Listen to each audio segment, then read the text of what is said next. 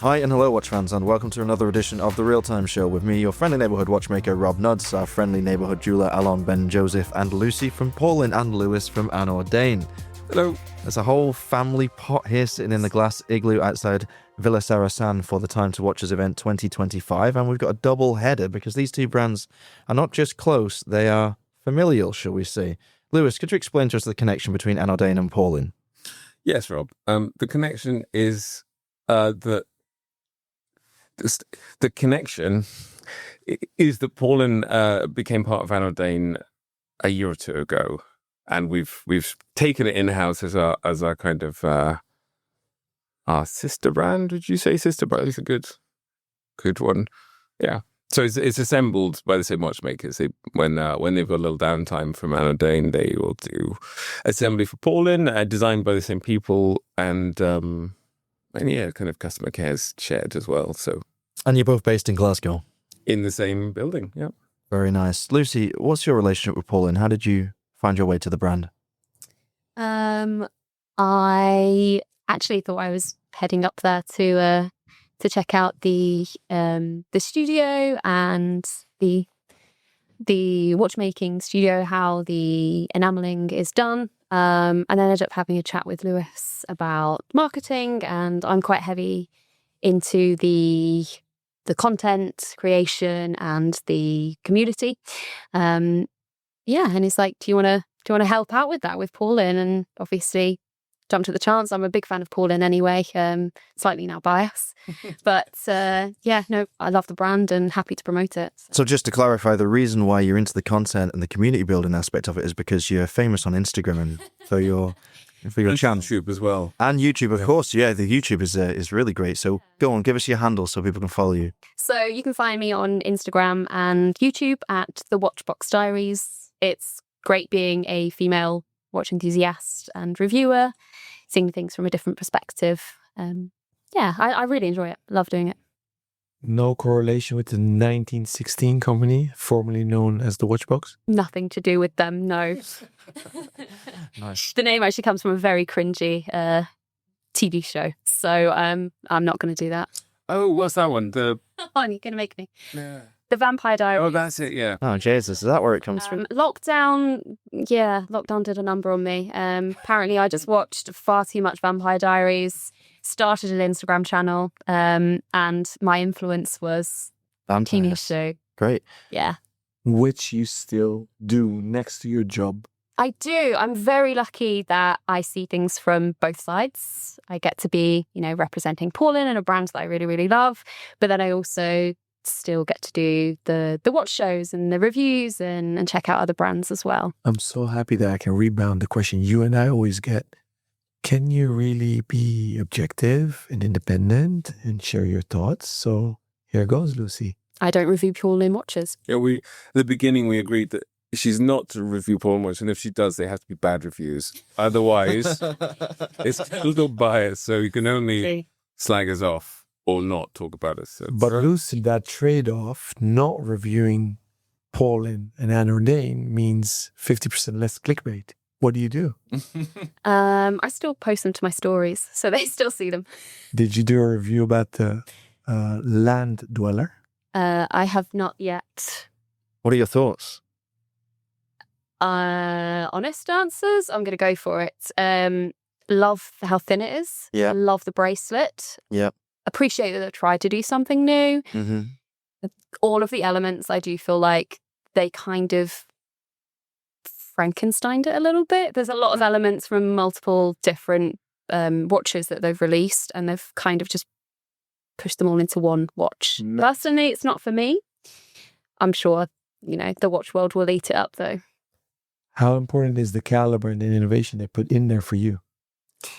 Less important. I mean, Rolex, you tend to get, you tend to trust their movements. They work, they go on forever. Yeah. I have heard some things about their new movement, but I'm not massively into it unless it's something unusual or it's a workhorse or it's beautifully enameled or it's something different. Yeah.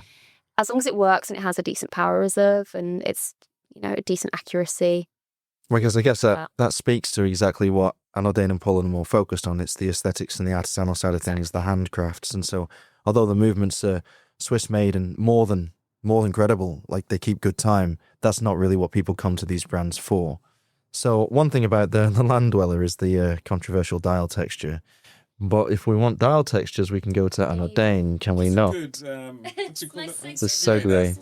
Yeah, well, one would imagine that I might be a podcaster. Yes, No, come on, Lewis, tell us about the very, very well known, but maybe not known to all listeners, textures and enamels of anOrdain's dials.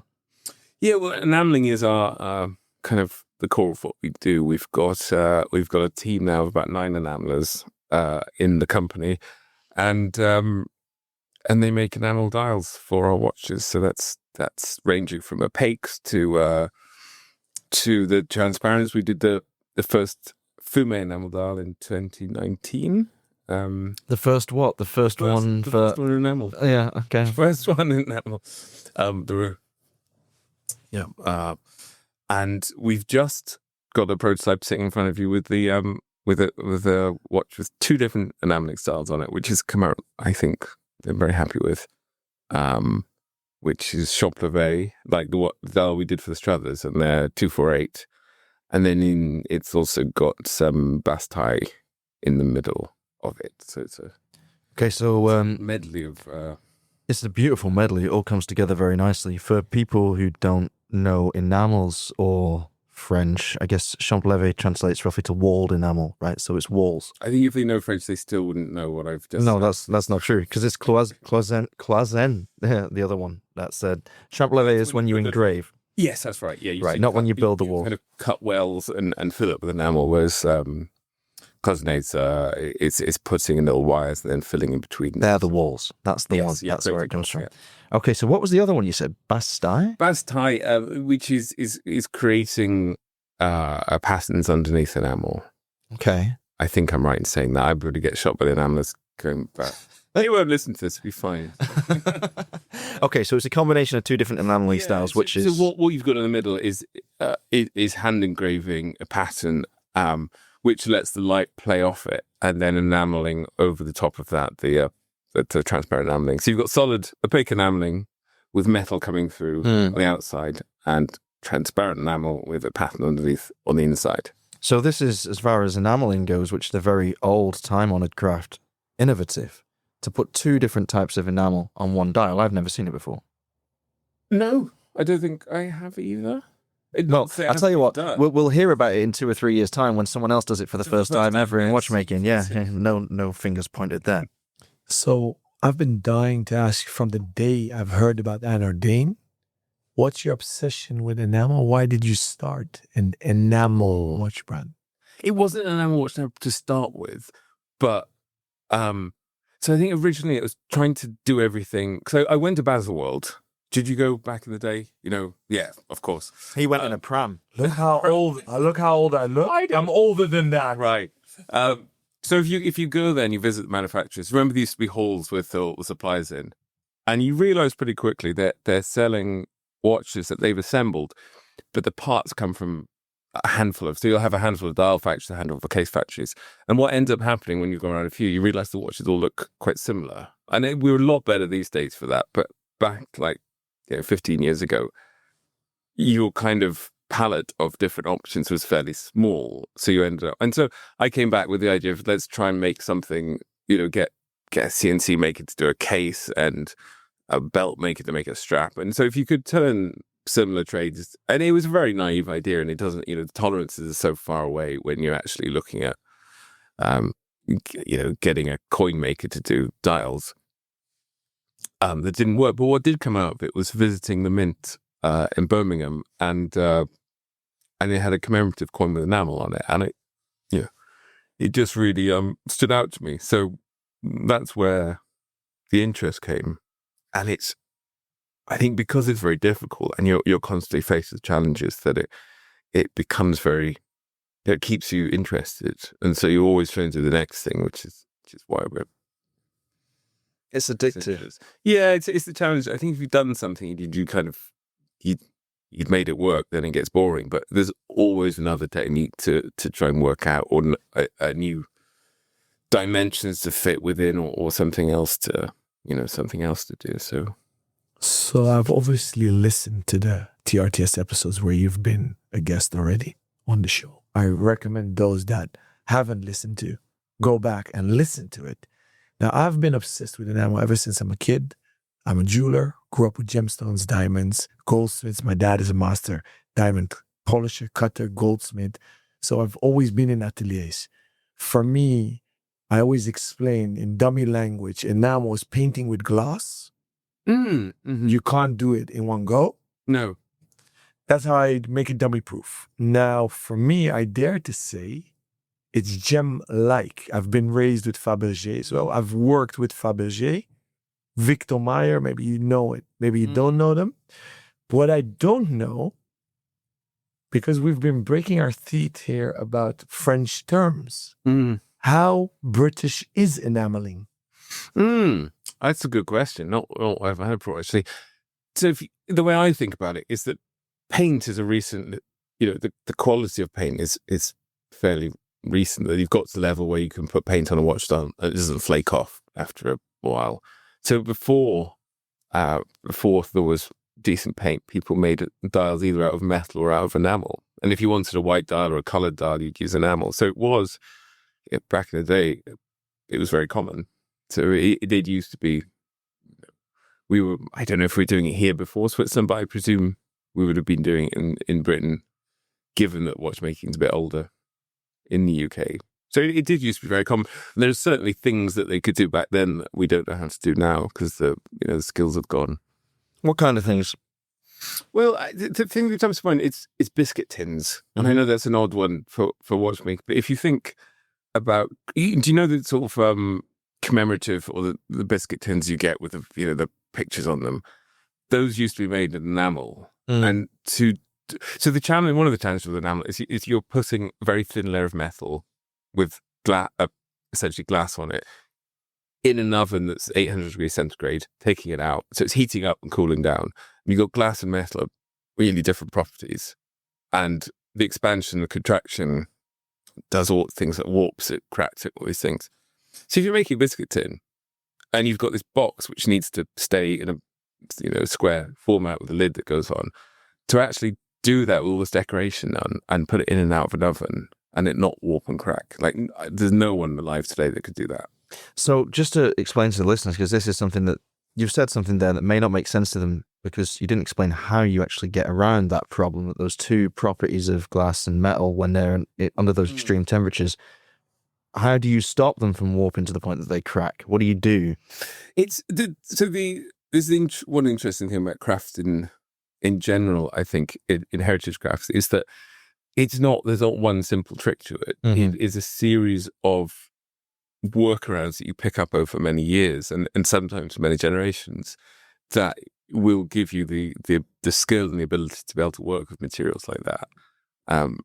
So I'm working with the potters in Stoke-on-Trent, and I went to visit them, one firm, and the printing they can do there is beyond anything I've seen anywhere in the world, and it's from 300 years of just refining the processes, and that's really what it comes down to, is the kind of skills. Very good. Lucy, moving on to Paulin, because you actually have a display here at Time to Watches, so we should focus on your watches. Can you give us an insight to the brand? What's it all about? Paulin. It is, I like to think of it as the collaboration between the art, design, type world and a solid foundation of watchmaking. Like that combination in a playful, obtainable, I guess, solid watch. Price range is ideal for that sort of fun side as well. But also, that you're getting a solid watch with it. Very staple piece. So there are some quartz options in Paulin and some automatic as well, And manual wind. and manual winds, and the price range starts around £450 for the quartz options, up to £990 for the manual wines. So depending on your price range, your preferred mechanism, your preferred sizing, there are quite a lot of options to choose from. Bright colours, more neutral dial options, but still with that sort of Paulin twist. So I like to think there's kind of a Paulin for everybody. That's interesting. So over the last few years, anOrdain has got a lot of exposure on the legacy media blogs, as it were, and TikTok, Instagram, and so on. But maybe Paulin has had a little bit less, but maybe it needs a little bit more than anOrdain because the watches are not very standard in terms of shape or dimensions. And so it's something that people may want to get on their wrist to see how it fits. So where can they do that? Do they have to follow you around the globe at all these events you're attending these days, or what? I think so, yes. Yeah. No, we're in the process of moving workshops at the moment. So once we're up and running, when you're in Glasgow, you can pop by and see us in the studio as well. We are getting out to a lot more actual events. So we're trying to sort of globetrot a little bit. And we're also looking at expanding into specific retailers or stockists. So again, like getting hands-on with a watch is obviously a fantastic idea, but we do offer free shipping and free returns. So Okay, very customer friendly. Yeah, we're in the MoMA shop in New York as well, and the Armory in Hong Kong and New York. So there's those if you're there. You can... Okay. A couple of options there. That's very good. So when you come to an event like this, which is not necessarily as customer facing as a lot of the events you've been doing recently, and is a bit more of a trade fair, as it were, what are you looking for? Are you looking for, still the B2C, like collectors to stop by, or is it retailers or journalists at your primary focus at something like Time to Watches? I think all of it helps. Yeah. We're a growing business. The more exposure you get, the better. So speaking to retailers is great. Potentially get us out there. Journalists, they're the bread and butter of getting your brand out there as well. Yeah. So you want to be speaking to them as well. And we've had people in here that are genuine enthusiasts that live in Geneva that have never heard of the brand, right? And they've been very excited to learn about a Scottish watch brand, because there's very few and far between. So it's been fantastic to get such a good mix of different industries together and hear their feedback, and then also maybe learn something from them as well about, if it's a retailer in, Switzerland, or if they're based in, Finland or something, their markets might be slightly different to ours. So you can learn something from them as well. So when it comes to that retail expansion, have you got in mind a number of retailers you'd like, and have you got geographic target areas lined up? Like, you must see where the traffic comes from, basically, where you might be best placed to have a physical presence. I think London would probably be a good place to start. Yeah, where the customers are already. I think the US is our main market for sport. Yeah, of course. We hear that a lot, It is, I think, for every of the kind of younger brands. That's because the Americans got very good attitude towards trying things out. Yeah, I think, whereas Europeans tend to be more cautious. Yeah, of the traditional brands. So, and there seems to be like a willingness to take a chance, and also like in America, it seems very much like you want to have something someone else doesn't have, and you want to have something someone else doesn't know about even. So being first to something matters more then, and I think the more established a brand becomes, the less mystique that it has to that target demographic. And you were in Dallas recently, right? Yes, yeah. How was that event? It was really good, actually. It was their first wind-up show in Dallas, celebrating their 10-year anniversary. Didn't really know what to expect. My first wind-up. But it was great. It was really good atmosphere, really well received feedback from all the watches. Quite a few purchases made. Yeah. So I had a feeling of like the older wind-ups back in the a few years ago in New York. It was quite personal. It was very nice. Nice. Yeah. I've said this multiple times on the pod. I'm a watch nerd. I like everything that ticks, clicks, slides, and glides. Wall clocks are neglected by the watch industry. They are. 100%. I loved the Paulin watches. When I saw I heard it on our own pod. You had wall clocks. Yeah, I've got one. every family member, friends that has a housewarming gets a Paulin clock from. The cork ones are my Most favorite. Yes. Question one is, why did you ever start making wall clocks, and how are they doing for you guys, and are you going to expand the collection? So from a sales perspective, our wall clocks are, major sellers. People are fond of them. It's nice. I come across a lot of journalists who have them, which journalists I've never spoken to, and they'll have one at home, which is lovely. But yeah, it's nice things, aren't there? We did all of it's cork because it comes from Portugal. There's no plastic. Everything's fairly locally produced and stuff. So they're nice objects, I think, to have. And we have got a new one coming out, which is quite fun. It's luminescent. What? Am I allowed to say that? Yes. Probably not. No, You've said it now. it's coming out. Yeah, Nice one. it's going to be really good. So that means glow in the dark, Rob. Oh, thanks, mate. It's going to be like the stars. I above your can't head. do. You mean on the guardrails on my bed? I literally had all those things on my bed when I was 39, which I still am. Okay, one very quick question to you both because we have to wrap up the show and end the day and get off to Sotheby's. See Scarlet. To see Scarlett, our co-host. Oh, nice. To you both, what's coming? What can we look forward to? One thing from each of you. Lewis first, and Lucy will end on you. New things.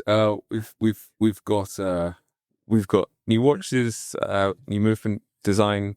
We've actually got. I think one of the interesting things everyone knows is for enamel, but we've got a lot of resources into movements over the past few years, and that's going to start coming through in the next year or so. So that'll be very interesting. That is something to keep your eye on because that is going to change the whole proposition of anOrdain entirely. The movements are about to, for the first time, really, like you say, Getting interesting. Yeah. get very interesting. Lucy.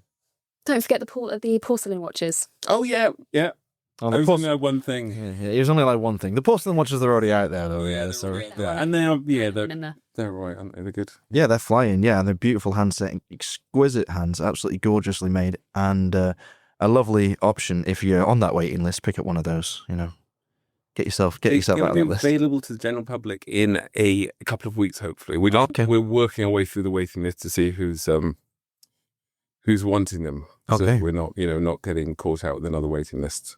Jolly good. Yeah. Lucy. I'm not sure how much I'm allowed to say. However, It's audio only. It doesn't count. There's no such thing as an embargo broken on audio. We're just chatting. there's some really exciting things coming out for Paulin, specifically a brand new model. Okay. Luminous clock. Nice. It means glow in the dark. It's one for your wrist, On for your wrist. but it will have loom on it. Oh, nice. And the water resistance has increased. To what? I'm leaving it that.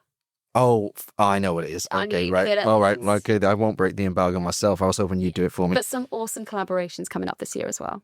Brilliant stuff. We'll keep our eyes peeled on those and on both brands. Both of you, thank you very much for joining me. We wish you the best for the rest of Time to Watch Us. Thank you both very much. Thank you. Yes. Lucy and Lewis, two of our favourite people in the watchmaking industry, buddying up today, of course, because anOrdain and Paulin are sister brands or sibling brands. I don't know. Why are the brands always female? It's interesting, isn't it? It's like ships. Ships are always female. Better that than men, probably. Less chance of them fighting with each other. So, Paulin and anOrdain sharing the booth at the same time. We've heard from anOrdain before, years ago, really, on the real-time show soon after we started, and it's a brand that I know intimately, having worked with them quite closely recently, and Paulin is another one that you're quite well acquainted with, of course. What do you think of them both? There's quite a lot to say, I suppose, so let's start wherever you feel comfortable starting. I started laughing when you said we know them well, because actually this was the first time for me to meet both Lucy and Lewis in person. And this session we had with them was hands down top 3 favorite recordings during Time to Watches for me, because they're both a force to be reckoned with. Officially, it was a Paulin interview and not so much anOrdain. They're obviously intertwined, but Lucy is more responsible for Paulin, although she helps out at anOrdain as well. I knew of them both, heard a lot about them, followed them on social media, Bo. Well, we can confirm their reputation precedes them. They're amazing, fantastic sense of humor, so there was just banter on the mic, off the mic, before and afterwards. And as you could have just heard, on the mic, dry sense of humor. Let's focus on Lucy. She is a true watch nerd. She's a collector. I don't like to use the word influencer, but she's definitely a watch persona. She creates a lot of cool content. She comes from a different angle, which is refreshing. And she's energetic. She's elegant. She is contemporary. So she knows what's in the now of things. And I can't think of a better match between the brand and a person embodying it.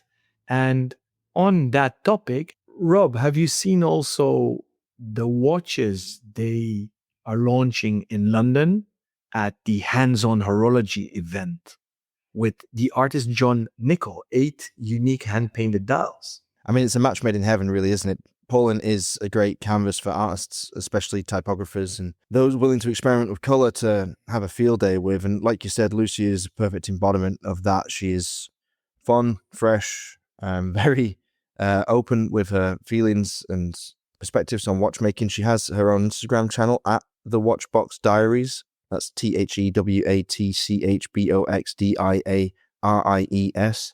So go and follow her and follow her adventures in watchmaking with Paulin as well as other brands.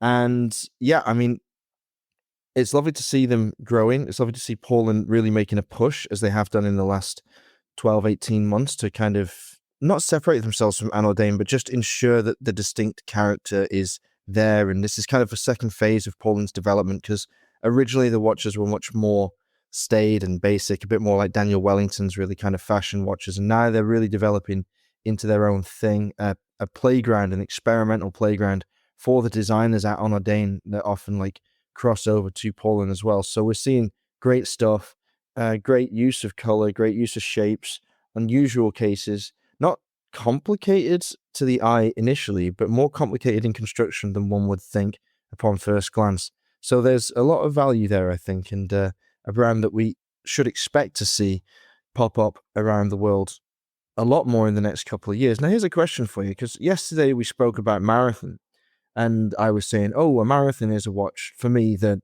segment of Marathon's collection which defines them most cleanly is in the lower end, entry-level adventure watch category. Now, Paulin watches retail across the map, basically between about 500 and 1,000 euros, depending on whether it's, which line it is, or whether it's quartz or manual or automatic, or quartz or mechanical. Where do you see these watches having a great deal of success? With which kind of demographics, and at the expense of which other brands?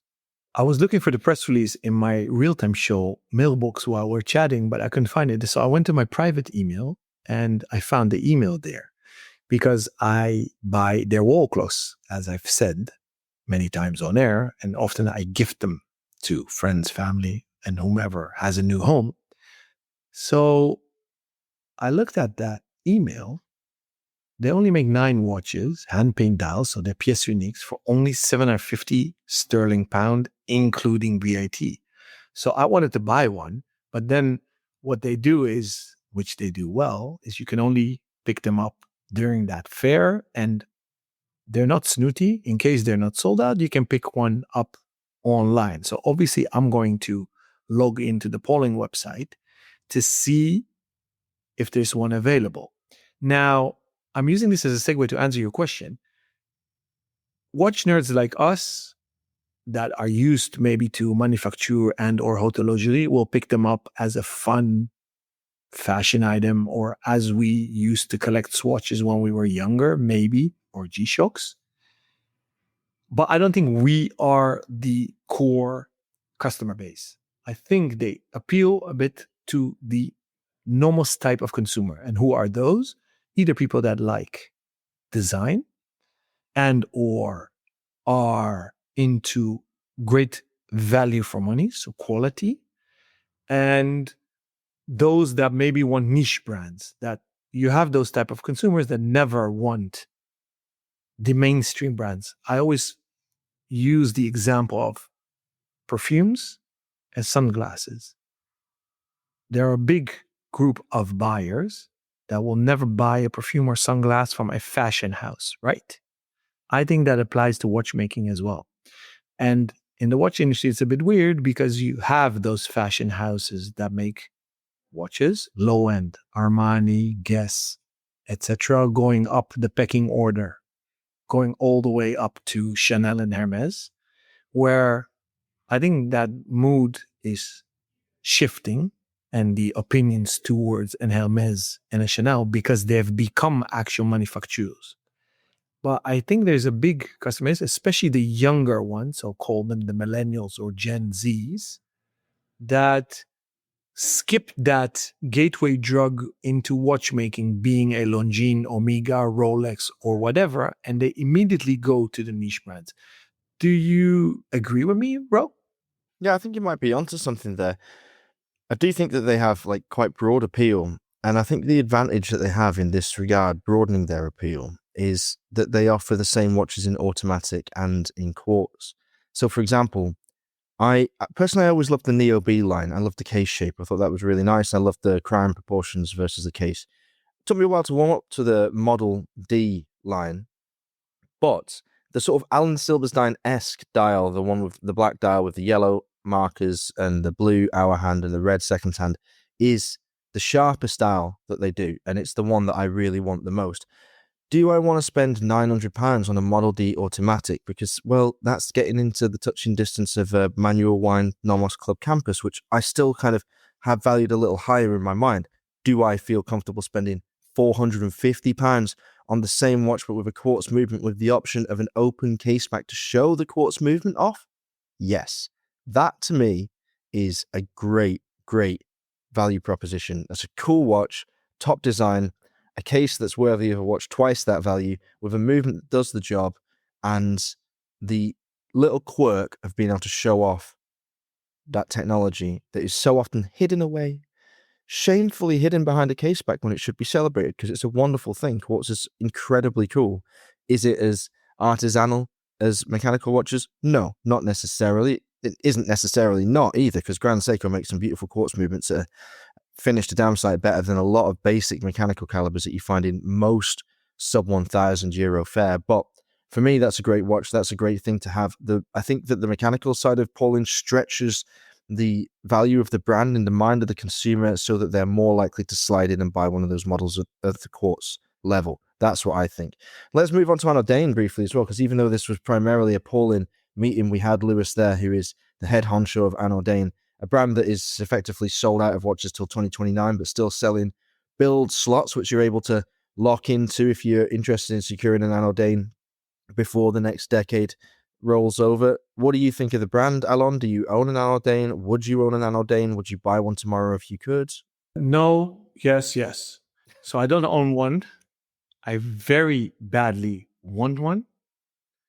I will do so if I can now. And why can't I? Because they're waiting lists. I almost pulled the trigger twice. I won't mention names. One Red Bar crew member had one. I almost pulled the trigger, but it was one of the first generations. I didn't find the color of the enamel dial that spectacular. And it's the first generation cases, which I'm not in love with so much.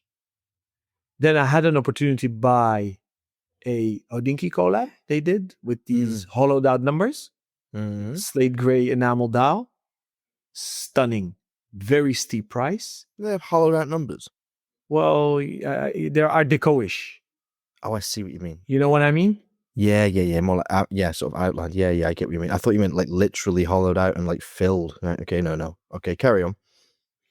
It's a nice type font. It has character. Oh, yeah. Well, all their typography is incredible. Yeah, they are. But still, I think that luckily for me, I can't make one, customize one, pick one, order one because of the waiting list, the long waiting list. I think they're doing me a favor. I think I'll hold off now until they go slimmer. Yeah. So, and I don't know if they'll go slimmer. I have a hunch they'll go slimmer for two reasons. They need to go up market because they used to be too low in price. They're simply too cheap in the beginning. So lucky you guys that picked one up at those price points. then they are very elegant, and elegance was always tied to slimness. For a while, we let that go. We went up to 46 millimeters and 40, 50 millimeters thickness in cases, but we see a clear trend going back. My knowledge has a gap. I don't know if they use, for example, La Jouperet G100 calibers. Rob, you might know that better than I do, but that could be a quick fix to slimming down things. I even see in the future anOrdain going to a semi-exclusively design-produced caliber for them and going slimmer.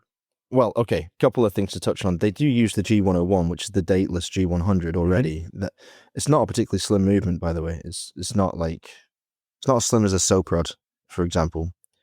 It's about a millimeter thicker. So a Soprod M100 is 3.6 mil, and I think a G101 is 4.45.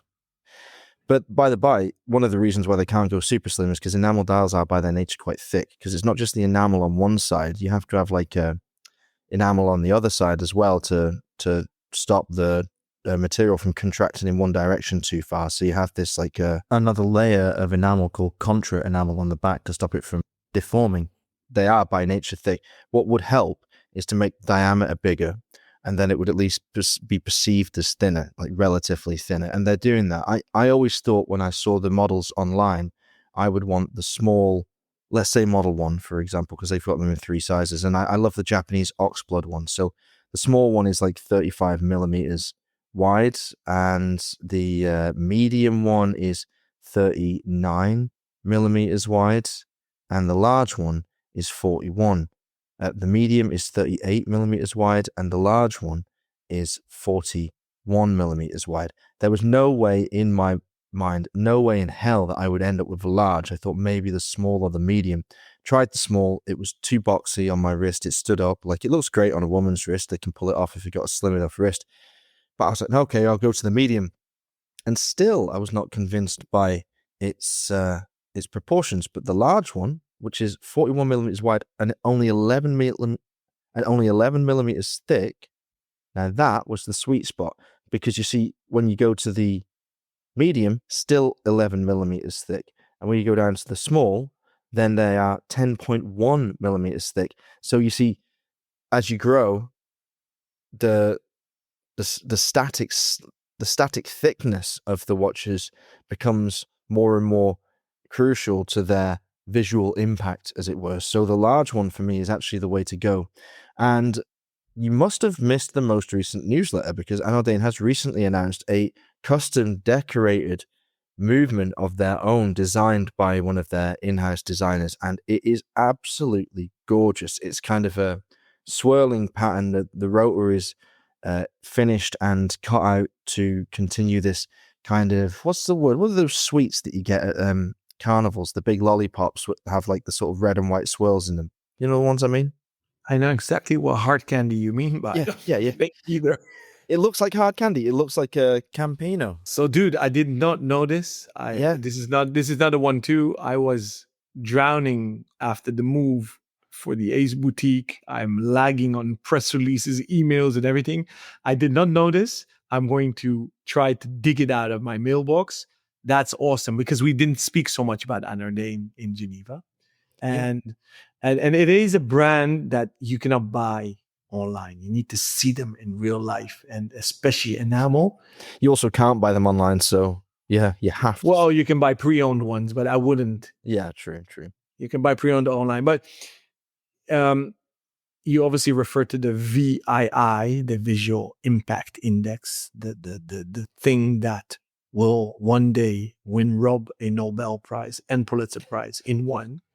So, Rob, I challenge you to make a VII report for anOrdain. Do us watch nerds a favor, dude.